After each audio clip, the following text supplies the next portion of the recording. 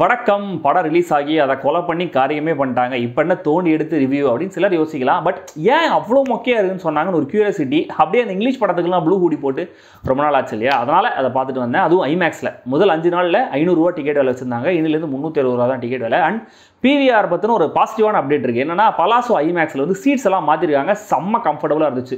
அப்படியே சீக்கிரம் இந்த சத்தியம் மெயின் ஸ்க்ரீன்லையும் சாந்தம்லையும் சீட்ஸ் எல்லாம் மாற்றிட்டாங்கன்னா புண்ணியமாக போகும். இப்போ இந்த ஜோக்கர் ஃபாலி அடு என்கிற இந்த 2ஆம் பாகம் எப்படி இருந்ததுங்கிறத தெரிஞ்சுக்கலாம். இந்த படம் பார்த்துட்டு இருக்கும்போது ஒரு தமிழ் படத்தோட டைலாக் வந்து படம் முழுக்க அது பார்த்துட்டே இருக்கும்போது இந்த டைலாக் கரெக்டாக சிங்க் ஆகிடுமேன்ற மாதிரி வந்துகிட்டே இருந்துச்சு. வீட்டுக்கு வந்துட்டு இந்த ஃபாலி அடுனா என்னன்னு மீனிங் பார்த்த அப்புறம் என் மைண்டில் வந்து அந்த தமிழ் டைலாக் கரெக்டான சிங்கில் இருந்துச்சு. எனக்கே ரொம்ப ஆச்சரியமாக இருந்துச்சு. அது என்னென்னு எப்போ சொன்னேன், அப்படி கடைசியில் சொல்கிறேன். இப்போ சப்ஸ்கிரைப் பண்ணாதாங்க சப்ஸ்கிரைப் பண்ணுங்கள். வீடியோ எப்படி இருந்துங்கிறத கமெண்ட்டில் சொல்லுங்கள். லைக் பண்ணுங்கள், ஷேர் பண்ணுங்கள்.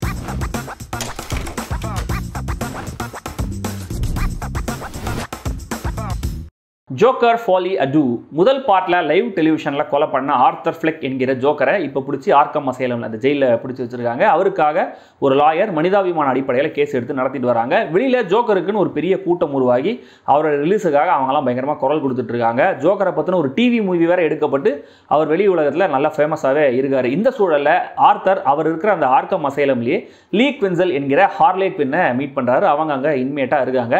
அவங்க ஜோக்கருக்காகவே அந்த ஜெயிலுக்குள்ள அரெஸ்ட் ஆகி வந்த மாதிரி அவர்கிட்ட நடந்துக்கிறாங்க. நீ ஜோக்கர் தான், உனக்கு ஸ்கீசோஃப்ரீனியாலாம் இல்லை அப்படிங்கிற மாதிரி அவர்கிட்ட பேச ஆரம்பிக்கிறாங்க. இதுக்கப்புறம் என்ன ஆச்சு, ஜோக்கர் ரிலீஸ் ஆனாரா இல்லையா, ஹார்லே குவின் யார், எதுக்காக இவரை தேடி அங்கே வந்தாங்க, இதெல்லாம் தான் இந்த ஜோக்கர் ஃபாலி அடு.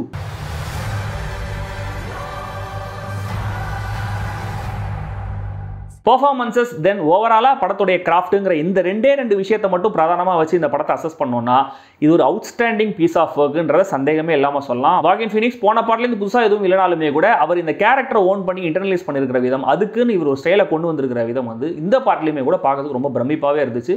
மியூசிக்கல் லேடிக்காக இருக்காங்க, செம்ம வெயிட்டான ரோலாக இருக்க போகுதுன்னெலாம் பார்த்தா ஜஸ்ட் ஜோக்கர் கேரக்டருக்கு சில பாயிண்டர்ஸ் கொடுக்கறதுக்காக அப்பப்போ படம் முழுக்க வந்துட்டு போகிறாங்க. அஃப்கோர்ஸ் அவங்களுடைய ஸ்க்ரீன் ப்ரெசன்ஸ் செம்மையாக இருக்குது. மியூசிக்கல் நம்பர்ஸில் அவங்களுடைய பெர்ஃபார்மன்ஸஸ்லாம் ரொம்ப நல்லாவே இருந்தது. பட் ஸ்டில் கீ கேரக்டராக இருந்தாலும் பெரிய இம்பாக்டாக அந்த கேரக்டர் கிரியேட் பண்ணல. தென் காடா வர பிரெண்டன் கிளீசன், லாயரா வர கேத்ரின் கீனர் மாதிரியான அனுபவம் இருக்கிற நல்ல நடிகர்கள் படத்தில் வீணடிக்கப்பட்டிருக்காங்க. கிராஃப்ட் அப்படிங்கிற ஒரு விஷயம் சொன்னேன் இல்லையா, cinematography, production design, musical numbers எடுக்கப்பட்டிருந்த விதம், எடிட்டிங்கில் இந்த ரியாலிட்டியும் இமேஜினேஷனும் சீம்லெஸ்ஸாக பிளெண்ட் செய்யப்படுற விதம், பேக்ரவுண்ட் மியூசிக்னு எல்லாமே அட்டகாசமாக இருக்குது. அதுவும் ஐமேக்ஸ் ஸ்க்ரீனில் ஒவ்வொரு சீனும் அந்த ஏரியல் ஷாட்ஸ், டாப் ஆங்கிள்ஸ்லாம் செம்ம இம்மோசிவான ஒரு ஃபீலை கொடுத்துச்சு. பட் நல்ல ஹை கான்ஃபிகரேஷனில் ஒரு சிஸ்டம் அசம்பிள் பண்ணிட்டு அதுக்கு பவர் கேபிளே வாங்கினா எப்படியோ அப்படி தான் இந்த படம். கொஹரண்டான சுவாரஸ்யமான ஸ்கிரிப்ட் என்கிற அந்த பவர் கேபிள் இல்லாமல் இந்த ஜோக்கர் ஃபாலி அடு நமக்கும் தலையில் க்ளவுன் விக்க மாட்ட கடுமையாக முயற்சி பண்ணுது. போன பார்ட் எடுக்கப்படும் போதே அது ஒரு ஸ்டாண்ட் அலோன் படம், அதுக்கு ஒரே ஒரு பார்ட் தான் எடுக்க போகிறன்ற மாதிரிலாம் சொல்லியிருந்தாங்க.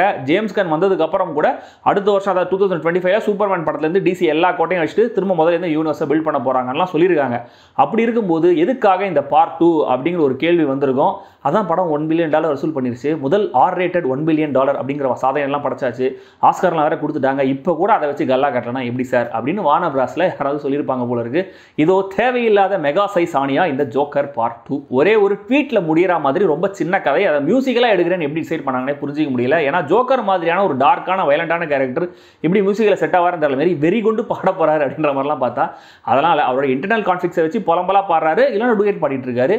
எல்லா பாடல்களுமே அவங்க ஊரில் ஆல்ரெடி பாப்புலரான பாடல்களாம். அட்லீஸ்ட் அதை பற்றி நம்மளுக்கு நாலேஜ் இருந்தால் அதை கொஞ்சம் நம்மளால் என்ஜாய் பண்ணிருக்க முடியும்னு நினைக்கிறேன். பட் அதுக்கும் நம்மளுக்கு வழி இல்லையா, ஸோ ரொம்ப மன அழுத்தமாயிருச்சு. ஹார்லே குவின் சொல்கிற ஒரே ஒரு விஷயத்துக்காக மட்டுமே இந்த கேரக்டர் லவ் பண்ணுவாரா, ஒரு கேரக்டர் மேனுபுலேட் பண்ணுறாங்கன்னு பச்சையாக தெரிஞ்சுமே கூட எப்படி இந்த ஜோக்கர் நெஜ ஜோக்கர் மாதிரி அவங்க நம்புறாரு, கடைசியில் அவரே வாதாடுறாருன்ற மாதிரி ஒரு ட்விஸ்ட் கொடுக்குறாங்க. பட் அதில் ஏதாவது சுவாரஸ்யமாக பேசுகிறாரா, நல்ல பாயிண்ட்ஸாக கொண்டு வராரான்னு பார்த்தா அந்த மொத்த வாதாடுற போர்ஷனுமே மங்காத்தா படத்தோட இன்டர்வல் சீன் மாதிரி ஹீரோவோடைய ஸ்க்ரீன் பிரசன்ஸை மட்டுமே நம்பி எடுக்கப்பட்டிருக்கிற பயங்கர போங்கான சீக்வன்ஸாகவே இருந்துச்சு. ஃபர்ஸ்ட் பார்ட்டில் நிஜமாவே இந்த ஆர்த்தர் ஃப்ளெக்குங்கிற கேரக்டர் மேலே பரிதாபம் வரா மாதிரி பல சீன்ஸ், வசனங்கள், சூழல்கள்லாம் இருக்கும். ஆனால் இங்கே எந்த விதமான கரெக்டுமே இல்லாமல் நீங்கள் கேட்காத பாடல்னு ஒளியும் மாதிரி தனியாக அந்த மாதிரி யாரோ ஓடிட்டு இருக்குது. ஜோக்கர் கேரக்டர்னு வேற கடைசியில் ஒரு ட்விஸ்ட் கொடுத்தாங்க பாருங்க, அதாண்டா இதாண்டா ஜோக்கர் நான் தாண்டான்ற பாட்டு தான் ஞாபகம் வந்துச்சு. மொத்தத்தில் இந்த ஜோக்கர் ஃபாலி அடு வசூல் பேராசையில் பிரான்சைஸ் பரிதாபங்கள் சீரீஸில் எடுக்கப்பட்டிருக்கிற மற்றும் ஒரு யாருமே கேட்காத சீக்வல், பெர்ஃபார்மன்சஸ், டெக்னிக்கல் குவாலிட்டி மட்டுமே போதும், எந்த படத்தையும் நான் சகிச்சுப்பேன் அப்படின்னு சொல்கிறவங்க பாருங்கள். ஐமேக்ஸில் பார்த்தீங்கன்னா கொஞ்சம் பிரம்மாண்டமான கொட்டாவியாக வரும். அவ்வளவே. படத்துக்கு சென்சாரில் கொடுக்கப்பட்டிருக்கிற ரேட்டிங்கே ஏ தான், அது ஞாபகத்தில் வச்சுக்கோங்க. அண்ட் இந்த ஃபாலி அடு அப்படின்னா ஷேர்டு சைக்காசிஸ் ஆர் ஷேர்டு டெல்யூஷனல் டிஸார்டர் அப்படின்னு அர்த்தம். அதாவது பகிரப்பட்ட மனநோய் அப்படிங்கிற மாதிரி சுமாராக டிரான்ஸ்லேட் பண்ணலாம். படம் பார்த்துட்டே இருக்கும்போது டைட்டிலோட சிங்க் ஆகிற மாதிரி ஒரு தமிழ் பட டைலாக் அடிக்கடி ஞாபகம் வந்துட்டே இருந்துச்சுன்னு சொன்னேன் இல்லையா, அதை நான் சொல்கிறத விட நீங்களே கேளுங்க.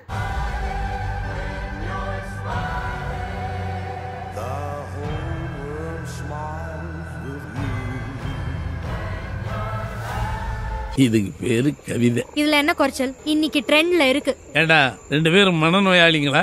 எந்திரிச்சு போங்கடா.